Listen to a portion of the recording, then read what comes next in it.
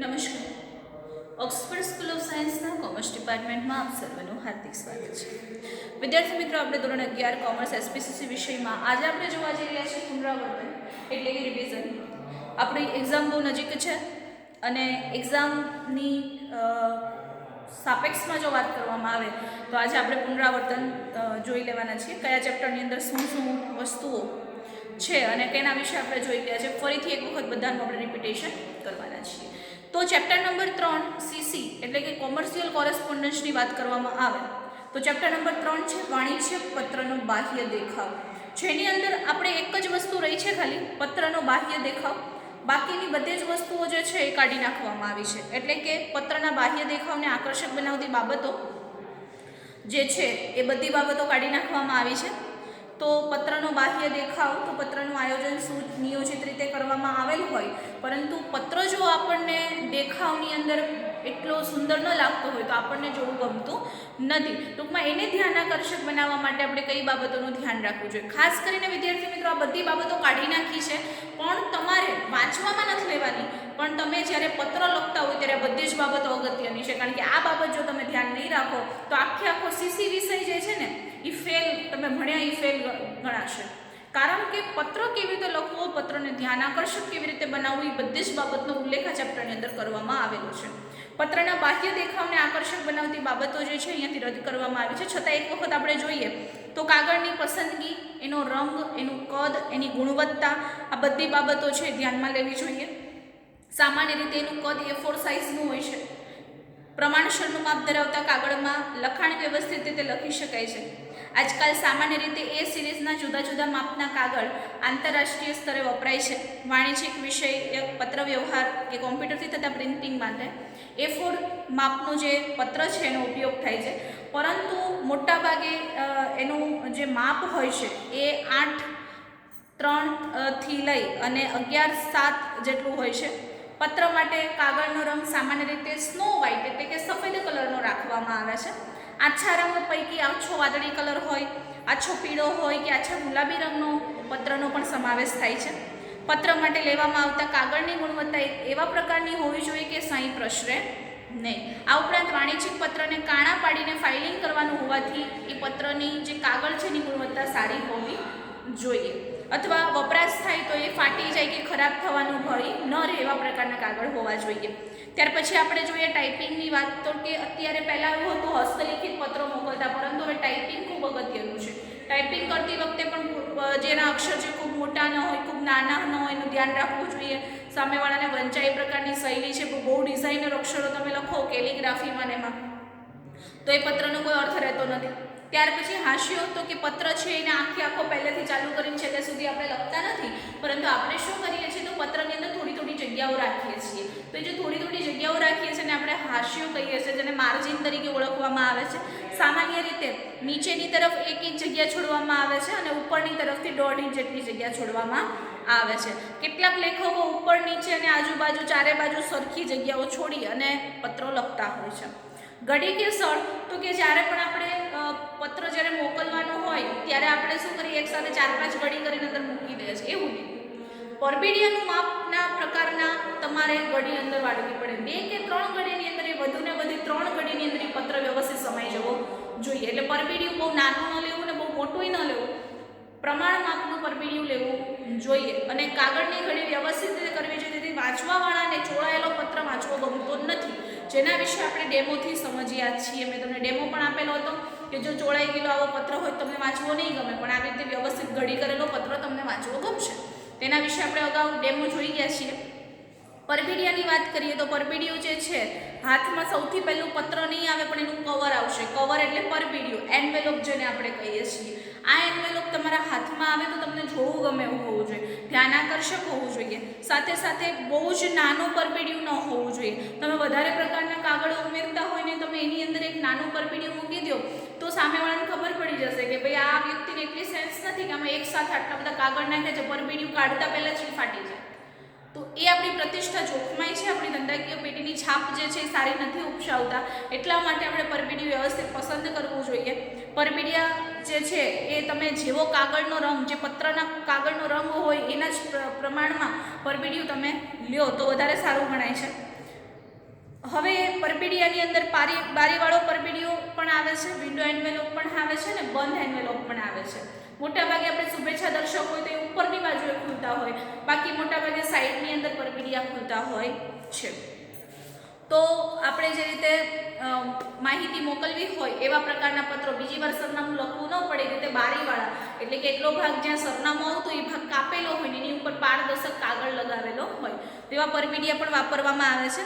પરબીડિયા ઉપર સામાન્ય રીતે પત્ર મેળવનારનું સરનામું અને પત્ર લખનારનું સરનામું પિનકોડ સાથે લખવામાં આવે છે. આ ઉપરાંત પરબીડિયાની વચ્ચે સૌથી ઉપરના ભાગમાં પત્ર મોકલવા માટેની સૂચના જેમ કે બુક પોસ્ટ, રજિસ્ટર રેડી, સ્થાનીય, અંગત એવું લખવામાં આવે છે. એટલે પત્ર મેળવનારને ખબર પડે કે આ પત્રનો મારે જવાબ કઈ રીતે આપવો અથવા તો આ પત્રને કેટલું મહત્વ આપવું એના લખાણ ઉપરથી ખ્યાલ આવે છે. એટલે આપણે આજે સીસીની અંદર ત્રીજો પાર્ટ જે છે ચેપ્ટર 3 એના વિશે જોઈ ગયા છીએ. હવે આપણે જોવાનું છે ચેપ્ટર 4 વિશે, જેને આપણે હમણાં જ પૂરું કર્યું છે. આખું ચેપ્ટર જે છે એઝ ઇટ ઇઝ રાખેલું છે, એમાં કાંઈ વસ્તુ કટ થઈ નથી. ચોથું ચેપ્ટર છે layout of the business letter, એટલે કે વાણિજ્યિક પત્રનું બાહ્ય સ્વરૂપ. તો આપણને ખબર છે કે ભાઈ એનું બાહ્ય સ્વરૂપ મહત્વનું છે, આકર્ષક છે, દરેક બાબત ફિક્સ કરેલી છે. આ બાબત અહીંયા જ લખવી, આ બાબત અહીંયા જ લખવી, એવી રીતે આપણે પત્રનું આખું સ્વરૂપ જોયું તો તમે ક્યાંય પણ વચ્ચે સરનામું નથી લખતા, સરનામું આપણે ઉપર જ લખીએ છીએ. એનું શીર્ષક છે તો શીર્ષકની જગ્યા નક્કી જ છે, સહીની જગ્યા નક્કી જ છે. તમે પહેલા સહી કરી નાખો ને પછી સરનામું લખો ને, એવી રીતે કોઈ પત્ર તમે નહીં વાંચ્યા. શા માટે? કારણ કે એનું એક ફિક્સ માળખું તૈયાર થયેલું છે. પત્રમાં બે ભાગ પડી જાય, એક કાયમી ભાગ અને બીજો પ્રસંગોપાત ભાગ. કાયમી ભાગ જે છે એની અંદર શીર્ષક આવી જાય, તારીખ આવી જાય, આંતરિક સરનામું આવી જાય, સંબોધન, પત્રનો મુખ્ય ભાગ, શુભેચ્છા દર્શક, સમાપન અને સહી, આટલી વસ્તુ કાયમી ભાગની અંદર ફરજિયાત છે. હવે હસ્તાક્ષર અને આ જે સહી છે એ બધાનું એક નિયત ક્રમ છે, નિયત સ્વરૂપ છે, નિયત જગ્યા ઉપર લખવાનું છે. એટલે એની કાળજી લેવાવી જોઈએ, સંપૂર્ણ માહિતી ધરાવતા હોવા જોઈએ. એમાંનો એક પણ ભાગ બાકાત રહે તો સ્વરૂપની દ્રષ્ટિએ પત્ર ખામીવાળો ગણાય છે. કાયમી ભાગની વાત કરીએ તો શીર્ષક, પત્રની તારીખ, આંતરિક સરનામું, સંબોધન, પત્રનો મુખ્ય ભાગ, પ્રારંભિક ફકરો, મધ્ય ફકરો, અંતિમ ફકરો, શુભેચ્છા દર્શક, સમાપન અને સહી અથવા હસ્તાક્ષર. આપણે અહીંયા આખો એક નમૂનો જોયો હતો અને નમૂનાના આધારે આપણે પત્રના ભાગ ક્યાં ક્યાં આવે એના વિશેની મેં તમને ચર્ચા કરેલી છે. ના નમૂનાઓ પણ આપણે જોયા છે. વાણિજ્યિક પત્રના પ્રસંગોપાત ભાગમાં કઈ બાબતનો સમાવેશ થાય તો કે અંગત અથવા અન્ય નોંધ, વિષય સૂચક રેખા, કાર્બન કોપીની નોંધ, ટપાલ રવાનગીની સૂચના, ધ્યાનાકર્ષક રેખા, બિડાણ, ઓળખ રેખા અને તાજા કલમ, આટલી વસ્તુનો સમાવેશ એની અંદર કરવામાં આવે છે. તો વાણિજ્યિક પત્રોમાં જોવા મળતા પ્રસંગોપાત ભાગના જે નમૂનાઓ છે એના નમૂનાની સમજૂતી આપણે મેળવેલી છે. શીર્ષક કઈ રીતે લખાય, કેટલા ભાગથી લખાય, આપણે કઈ રીતે અથવા લેટર હેડનો ઉપયોગ આપણે કેવી રીતે કરી શકીએ છીએ, આના વિશેની ચર્ચાઓ કરી છે. પત્રની તારીખ, તો કે પત્રની તારીખ બે પદ્ધતિથી લખવામાં આવે છે, અમેરિકન પદ્ધતિ અને બ્રિટિશ પદ્ધતિ. આ બંને વિશે આપણે જોયું છે. આપણે જોઈએ તો કે અમેરિકન પદ્ધતિમાં કાર્ડિનલ નંબરથી લખવામાં આવે છે, જેમાં પહેલા મહિનાના નામનો ઉલ્લેખ થાય અને પછી તારીખ, પછી અલ્પવિરામ અને પછી વર્ષ આવે છે. જ્યારે બ્રિટિશ પદ્ધતિ જે ભારતની અંદર આપણે લખીએ છીએ એ ઓર્ડિનલ નંબરની અંદર લખવામાં આવે છે, જેમાં પહેલા તારીખ આવે, પછી પહેલી, બીજી, પાંચમી, 10મી એવો ઉલ્લેખ કરવામાં આવે, લી, જી, મી એવું બધું. અથવા તો ઇંગ્લિશમાં લખતા હોય તો TH આવે, RD આવે, એવા શબ્દો લખવામાં આવે છે. તો એનો ઉલ્લેખ થાય છે, મહિનો, અલ્પવિરામ અને પછી વર્ષનો ઉલ્લેખ કરવામાં આવે છે. આંતરિક સરનામાની વાત કરવામાં આવે તો આંતરિક સરનામું હાંસિયાને અડીને તારીખ પછી એક લાઈન છોડીને લખવાનું હોય છે, કાં તો આંતરિક સરનામું લખ્યા પછી એક લાઈન છોડીને તારીખ લખો તો પણ ચાલે છે. આવી પદ્ધતિઓ પણ અમલમાં લેવાતી હોય છે.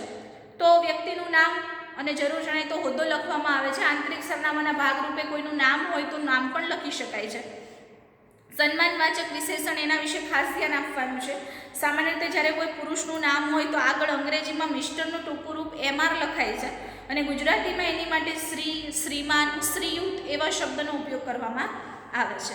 મહિલા માટે પરણિત હોય તો મિસ્ટ્રેસ એટલે કે મિસિસ લખાય છે, અને જો મહિલા પરણિત છે કે અપરણિત એવો કંઈ ખ્યાલ ન હોય તો મિસ એવો શબ્દનો ઉપયોગ કરવામાં આવે છે. અને ગુજરાતીમાં મિસ માટેનો કોઈ શબ્દ નથી અને કદાચ કુમારી એવા નામથી તમે બોલાવી શકો છો. ઇંગ્લેન્ડમાં પુરુષ માટે માનવાચક શબ્દ છે એસ્ક્વાયર. તમારે શ્રી કે મિસ્ટર કે એવું કંઈ નહીં લખવાનું, પણ એસ્ક્વાયર શબ્દ પાછળ આપણે કેમ કે મિસ્ટર R.H. ત્રિવેદી, તો એની જગ્યાએ તમે એમ લખી શકો R.H. ત્રિવેદી એસ્ક્વાયર. જે મિસ્ટર લખતા હતા મિસ્ટર નીકળી જાય એની જગ્યાએ એસ્ક્વાયર આવી જાય. તો આટલો એનો તફાવત છે. ત્યાર પછી ક્યારેક કેટલીક વ્યક્તિ ડિગ્રીઓ લખતી હોય તો એસ્ક્વાયર પછી ડિગ્રી લખી શકાય છે. ઘણા લોકો પોતાની ડિગ્રી જે છે નામની આગળ લખતા હોય, જેમ કે doctor, professor, sir, Padmashri, captain, colonel આવા શબ્દ વપરાતા હોય છે. સંબોધનની વાત કરીએ તો સંબોધન જે છે એ પત્રમાં દર્શાવી દે છે કે વ્યક્તિ સાથે તમે કેટલો ઘનિષ્ઠ સંબંધ ધરાવો છો. તો મોટાભાગે dear sir, dear madam, dear mister Suri, my dear mister Thakar એવું બધું બોલવામાં આવે છે અથવા લખવામાં આવે છે. પરંતુ તમારે કોઈ જૂથ કે સમૂહને સંબોધવું હોય ત્યારે લેડીઝ એન્ડ જેન્ટલમેન એવા શબ્દ આપણે લખતા હોઈએ છીએ. ગુજરાતીમાં શ્રીમાન અથવા શ્રીમતી એવું બોલીએ છીએ. અમેરિકન પદ્ધતિ મુજબ સંબોધન પછી અલ્પ વિરામ નહીં પરંતુ મહાવિરામ વાપરવામાં આવે છે, કોલન જેને આપણે કહીએ છીએ. સામાન્ય રીતે એક મહત્વની બાબત એ પણ છે કે વાણિજ્ય પત્રમાં સંબોધન દ્વારા પત્ર લખનાર અને મેળવનારી બંને વચ્ચેના સંબંધના ગરોબાનો ખ્યાલ આવે છે. સંબંધની નિકટતા બંને ઉપરથી જાણી શકાય છે. તો ઘણી વખત ગુજરાતીમાં શ્રીમાન, શ્રીમતી, સાહેબશ્રી, મહેરબાનશ્રી, મહોદય, મહાશય જેવા શબ્દોનો ઉપયોગ કરવામાં આવે છે. હવે શુભેચ્છા દર્શક તમે સમાપન એ સંબોધનના આધારે અસર કરે છે કે તમે સંબોધન કેવું કર્યું છે એના આધારે તમે સમાપન કરી શકો. પત્રના મુખ્ય ભાગની અંદર 3 ભાગ હોય છે, એમાં પ્રારંભિક ફકરો, મધ્ય ફકરો અને અંતિમ ફકરો. પ્રારંભિકમાં તમારે સાદી વાત કરવાની છે, તમે એની સાથે સંબંધ કેવો છે, અગાઉના પત્રની ચર્ચા એવું તમે પ્રારંભિકમાં કરી શકો. જ્યારે મધ્ય ફકરાની અંદર મુખ્ય ફકરો તમે શા માટે તમે આ લખ્યો છો, આ મધ્ય ફકરાને પત્રનું હૃદય કહેવામાં આવે છે કે તમે શા માટે પત્ર લખ્યું છે એના વિશેની આખી ચર્ચા. અને છેલ્લા ફકરામાં તમે એની પાસેથી શું અપેક્ષા રાખો છો એના વિશે લખી નાખો. પત્રનો જે મૂળ ભાગ છે એને પૂરો કરવાનો છે. તમે થેન્કિંગ યુ, અવેઇટ ફોર એર્લી રિપ્લાય એવું બધું તમે લખી શકો છો. શુભેચ્છા દર્શક સમાપનની અંદર તમે કેવી નિકટતા છે એના આધારે તમે લખી શકો. જેમ કે ડિયર સર, ડિયર મેડમ અથવા સર લખેલું હોય તો તમે યોર્સ ફેથફુલી લખી શકો. તમારે એની સાથે બહુ સારા સંબંધ હોય તો dear mister Shaikh, dear miss Pathan and dear Nargis લખ્યું તો યોર સિન્સિયરલી લખી શકો. અને ડિયર મિસ્ટર જેઠવા અથવા તો mister dear, my dear Nancy, my dear friends એવું બધું તમે જ્યારે લખ્યું હોય ત્યારે યોર્સ ટ્રુલી ઓર અથવા તો યોર્સ એવા શબ્દો જે ફ્રેન્ડશિપ માટે લખાતા હોય તો એવા મિત્ર માટેના પત્રની અંદર લખવાના રહે છે. તો આ વસ્તુ છે. ત્યાર પછી આપણે વાત કરીએ સહી અને હસ્તાક્ષરની. તો ઘણી વખત ડિજિટલ સિગ્નેચર મૂકી દેવામાં આવે છે, પણ સિગ્નેચર કર્યા પછી એનું આખું નામ અને નીચેનો હોદ્દો લખવો જોઈએ. બીજાવતી સહીનો અધિકાર એટલે કે પર પ્રો સિગ્નેચર પણ આપવામાં આવે છે. પીપી જેને આપણે કહીએ છીએ પાવર ઓફ એટર્ની, મુખત્યારનામાની અંદર બીજા કોઈને એનું કામ જે છે એની ગેરહાજરીમાં અટકી ન રહે એના માટે બીજાને પર પ્રો બનાવવામાં આવે છે. એના વતી એને જે કાંઈ ટૂંકમાં હોદ્દો આપવામાં આવે છે તમે સહી કરી શકો છો, તો એવો જે અધિકાર એને આપવામાં આવે છે એમાં પણ સહી કરી શકાય. પણ પીપી એટલે કે પર પ્રો સિગ્નેચર અથવા પર પ્રોક્યુરેશન સિગ્નેચર જેને આપણે કહી શકીએ છીએ. ત્યાર પછી આપણે વાત કરીએ તો વાણિજ્યિક પત્રમાં પ્રસંગોપાત ભાગની વાતની ચર્ચા કરીએ તો અન્ય નોંધ અથવા તો અંગત નોંધની વાત કરીએ તો માહિતીને માત્ર પોતાના પૂરતી રાખે, બીજાને કોઈ ન જણાવે અથવા ગોપનીય માહિતી હોય તો પત્રની ઉપર આપણે અર્જન્ટ, પર્સનલ, કોન્ફિડેન્શિયલ, પ્રાયોરિટી એવા શબ્દ વાપરીએ. ગુજરાતીમાં એને તાત્કાલિક, અગ્રિમતા, અંગત અને ખાનગી તથા ગોપનીય એવા શબ્દો આપણે પત્રની ઉપર લખીએ. જે તે વ્યક્તિ છે પત્ર મેળવે છે એને ખબર પડે કે આ પત્રનું સ્વરૂપ કેવું છે. ગોપનીય રાખવાનું છે તો એ બાબત કોઈની સાથે એ સાજા ન કરે અથવા તો બીજાની સાથે ન જણાવે. તાત્કાલિક એનો જવાબ આપવાનો છે તો ઉપર તાત્કાલિક એવો શબ્દ લખેલો હોય. એટલે આવા બધા શબ્દોના લીધે પત્ર જે છે અલગ તરી આવે છે. ધ્યાનાકર્ષક રેખા, એટેન્શન લાઇન, તો કે તમે કોઈ વ્યક્તિના નામે લખો છો એ પત્ર તો એને સ્પષ્ટ દર્શાવવું પડે કે આ વ્યક્તિના ધ્યાનાર્થે મેં આ પત્ર લખેલો છે. એટલે for the attention of Shri Amarendra Parghi અથવા એટેન્શન શ્રી અમરેન્દ્ર પારઘી એવું લખી શકાય. વિષય સૂચક, તમે શેની માટે પત્ર લખ્યો છે એનો વિષય દર્શાવતો રેખા એટલે કે એને વિષય સૂચક રેખા કહેવામાં આવે છે. ત્યાર પછીની વાત કરીએ તો કે બિડાણ, એન્ક્લોઝર, તો કે ઘણી વખત આપણે પત્રને અમુક માહિતી દર્શાવી હોય એના ડોક્યુમેન્ટ અંદર એટેચ કરવા પડતા હોય તો એને બિડાણ કહે છે, અને બિડાણ તમે કેટલું કરેલું છે, કેટલા પત્ર એટેચ કર્યા છે, કયા પ્રકારના કર્યા છે, આખો પત્ર પૂરો થાય, સહી પૂરી થાય, સહી પછી તમે એ પત્રની માહિતી લખી શકો છો. ત્યાર પછીની વાત આપણે જોઈએ તો કે કાર્બન કોપીની નોંધ, CC જેને આપણે કહીએ છીએ. તો આપણે ઘણી વખત એકને એક પત્ર ઘણી બધા વિભાગની અંદર ટ્રાન્સફર કરતા હોય તો રવાના કરતા હોઈએ છીએ. તો તમારો પત્ર તમે કયા વિભાગમાં રવાના કરી છે અથવા કયા વિભાગમાંની નકલ રવાના કરવાની છે એ માટે આખો પત્ર પૂરો થઈ જાય પછી જ્યારે CC લખેલું હોય એ CC એટલે કે આટલા વિભાગને આ પત્રની નકલ રવાના કરવી, એવો એનો અર્થ થાય છે. ત્યાર પછી છે ઓળખ રેખા. ઘણી વખત પત્ર ટાઈપિંગ કરતી વખતે એક સાથે બે વ્યક્તિઓ બેઠા હોય છે, ત્યારે કોની સૂચનાથી કોણે પત્ર ટાઈપ કર્યો છે એ અલગ દર્શાવવા માટે થઈ એનું આખું જે નામ છે એને શોર્ટ ફોર્મની અંદર લખવામાં આવે છે, જેના વિશે આપણે ઉદાહરણ જોયું છે. ટપાલ રવાનગીની સૂચના તો કે ટપાલ રવાના કઈ રીતે કરવી, રજિસ્ટર ટપાલ કરવી, રજિસ્ટર એડી કરવી અથવા સ્પીડ પોસ્ટ કરવી કે કુરિયરથી મોકલવી, એના વિશેની સૂચનાને ટપાલ રવાનગીની સૂચના કહેવાય છે. અને તાજા કલમ એટલે કે જ્યારે આપણે પત્રનો કોઈ ભાગ એવો છે કે જેને મુખ્યતા દર્શાવવા માટે તમે એને લાઈન નીચે રિપીટ કરો છો એને તાજા કલમ કહેવાય છે. બીજા અર્થમાં તાજા કલમને જોઈએ તો આખું પત્ર લખાઈ ગયા પછી એના કોઈ વ્યક્તિથી એક વસ્તુ ચૂકાઈ ગઈ હોય અથવા તો ઘણી વખત એવું થાય કે એને લખવાની રહી જતી હોય છે, તો એ વખતે એ તાજા કલમ કરીને એટલે કે ટાક કરીને પોસ્ટ સ્ક્રિપ્ટ જેને આપણે કહીએ છીએ, તાજા કલમને શોર્ટ ફોર્મમાં શું કહેવાય, ટાક. તો આખો પત્ર લખવાનો રહી ગયો હોય અને પછી એ વ્યક્તિ પત્ર પૂરો થઈ ગયા પછી એની સહી પૂરી થઈ ગયા પછી ટાક એવું કરીને એ માહિતી જ્યારે લખાવે છે ત્યારે પત્ર લખનારની બેદરકારી સૂચવે છે. ખરેખર આવા સંજોગોની અંદર તમારી પેઢીની પ્રતિષ્ઠા તમારે જાળવવી હોય, તમારી કંપનીની જો તમારે એની પ્રતિષ્ઠા જાળવણી કરવી હોય તો ટાક જે છે લખવાનો ટાળવો જોઈએ, નવેસરથી પત્ર લખી નાખવો જોઈએ. બરાબર, એટલા માટે આ પત્રમાં તાજા કલમ જે છે એ થોડીક એવી છે કે જે ન લખો તો સારું એમ. તો આ ચેપ્ટર આપણે 3 અને 4 બે ચેપ્ટર વિશે અત્યારે અભ્યાસ કરી ગયા છે, એનું પુનરાવર્તન કરી નાખ્યું છે. ત્યાર પછીની જો વાત કરવામાં આવે તો ત્રીજું ચેપ્ટર એટલે કે કંપનીની સ્થાપના વિધિ. તો કંપનીની સ્થાપના વિધિ વિશે આપણે વાત કરીએ તો અત્યાર સુધી આપણે કંપનીની સ્થાપના વિધિ ચેપ્ટરની અંદરથી કંપનીના લક્ષણો જે છે એ બાદ થયા છે. આપણે કંપનીનો અર્થ જોયો છે, કંપની કોને કહેવાય તો કે કાયદાકીય વ્યક્તિ અથવા કૃત્રિમ વ્યક્તિત્વ એને મળ્યું છે. એની વ્યાખ્યા જોઈ છે કે ભાઈ 2013 પ્રમાણે સ્થપાયેલી અથવા એની પહેલાં સ્થપાયેલી કોઈ પણ કંપની છે એને કંપનીનો હોદ્દો આપવામાં આવેલો છે. એના લક્ષણો છે એ આપણે અહીંયાથી બાદ કરેલા છે, પરંતુ એના લક્ષણો જોઈ જઈએ ફટાફટ. તો સ્વતંત્ર વ્યક્તિત્વ ધરાવે છે, કંપનીના સભ્યોની મર્યાદિત જવાબદારી છે, કાયમી અસ્તિત્વ ધરાવે છે, એક અલગ પ્રકારની મિલકત છે એવું કહી શકાય છે, શેરોનું હસ્તાંતરણ છે, કંપની દાવો કરી શકે છે, કંપની ઉપર દાવો થઈ શકે છે, વ્યાવસાયિક સંચાલન અને નાણાકીય વ્યવસ્થા. આપણા અભ્યાસક્રમની અંદર આ મુદ્દો કટ થયેલો હોવા છતાં ખાલી આપણી જાણ માટે આ મુદ્દો આપણે જોઈએ છે. હવે કંપનીની સ્થાપના વિધિ, procedure of the incorporation of the company. તો કે શું છે, પહેલાં આવશે કંપની પહેલાંનો તબક્કો એટલે નોંધણી પહેલાંનો તબક્કો અને બીજો આવે છે નોંધણીના પ્રમાણપત્રો મેળવવાનો તબક્કો.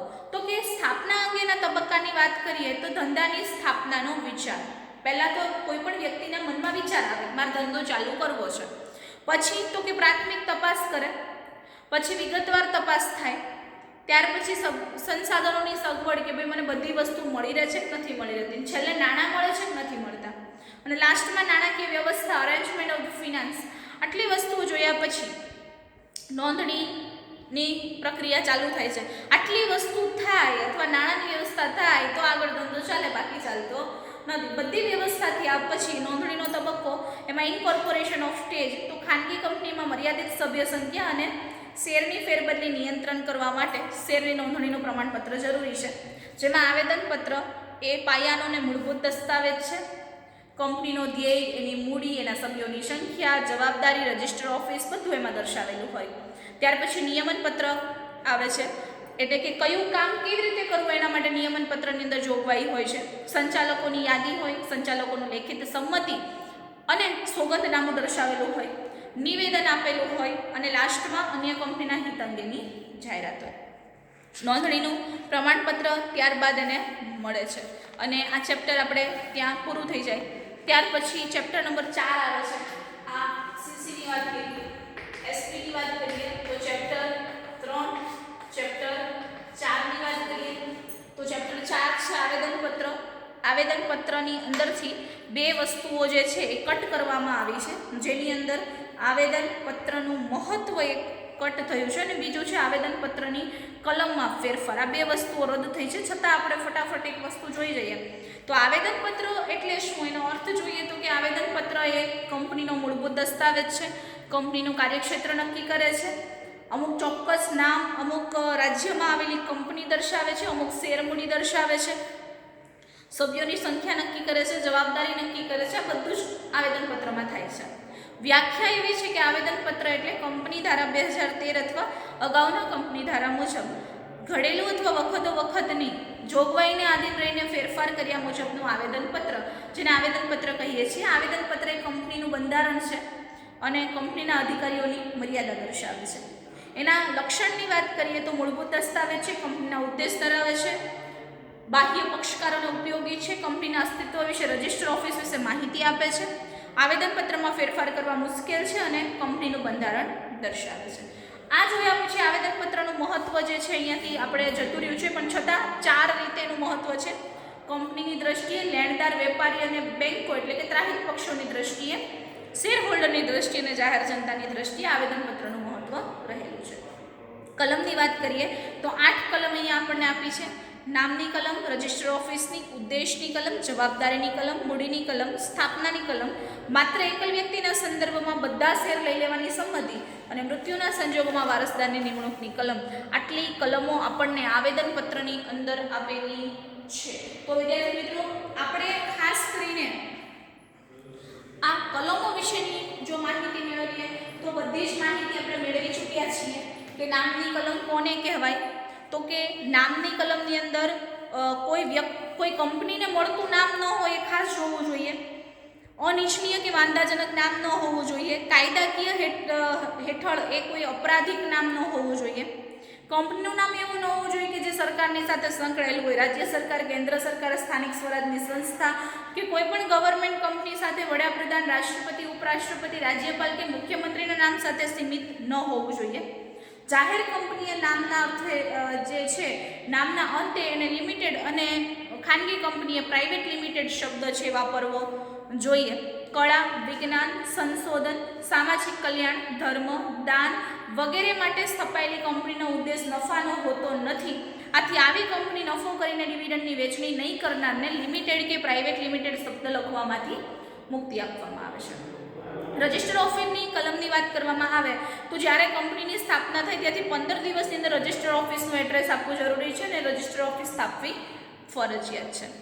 ધ્યેયની કલમની વાત કરવામાં આવે તો કંપની ધારાની જોગવાઈ વિરુદ્ધ કોઈ પણ ધ્યેય ન હોવો જોઈએ. જાહેર નીતિ અથવા ભારતના બંધારણના વિરુદ્ધમાં ધ્યેય ન હોવો જોઈએ અને ધ્યેય છે એ સામાન્ય કાયદાની વિરુદ્ધમાં પણ ન હોવો જોઈએ. એવા ધ્યેય કંપનીએ નક્કી કરવાના છે. ત્યાર પછીની વાત કરીએ તો કે સત્તા બહારના કાર્યો જે છે એવા થતા હોય તો સંચાલકો આવા કાર્ય માટે વ્યક્તિગત રીતે જવાબદાર બને છે. અદાલત આવા કાર્ય થતાં રોકી શકે છે. સત્તા બહારના કરારો રદબાતલ થાય છે. કંપની એની માટે જવાબદાર બને છે. સંચાલકો ત્રાહિત પક્ષ માટે જવાબદાર બને છે. એટલે આ બધી ખાસ ધ્યાન રાખવાની છે કે સત્તા બહારના કાર્યો એટલે કે તમે આવેદનપત્રમાં દર્શાવેલા જે કાર્યો છે એના સિવાયના કોઈ કાર્ય કરો તો એ સત્તા બહારના કાર્ય કહેવાય. એની માટે કાયદેસરની કાર્યવાહી થઈ શકે. ત્યાર પછીની વાત કરીએ તો આવે છે જવાબદારીની કલમ. તો કે કંપનીને 3 ભાગમાં જવાબદારીની દ્રષ્ટિએ વેચવામાં આવે. શેર મૂડીથી મર્યાદિત, બાંયધરી દ્વારા અને અમર્યાદિત જવાબદારીવાળી કંપની. તો એ ત્રણેયને અલગ અલગ રીતે વર્ણન થઈ શકે છે. મૂડીની કલમમાં મર્યાદિત કંપની જ્યારે હોય એની અંદર કેટલા સભ્યો કેટલી બાંયધરી લે છે, કેટલી મૂડી લઈને આવે છે, કેટલું જોખમ લેવા માટે તૈયાર છે, કેટલી બાંયધરી લે છે અને કેટલી જવાબદારી લે છે, એના આધારે આવેદનપત્રની અંદર એની મૂલવણી થાય છે.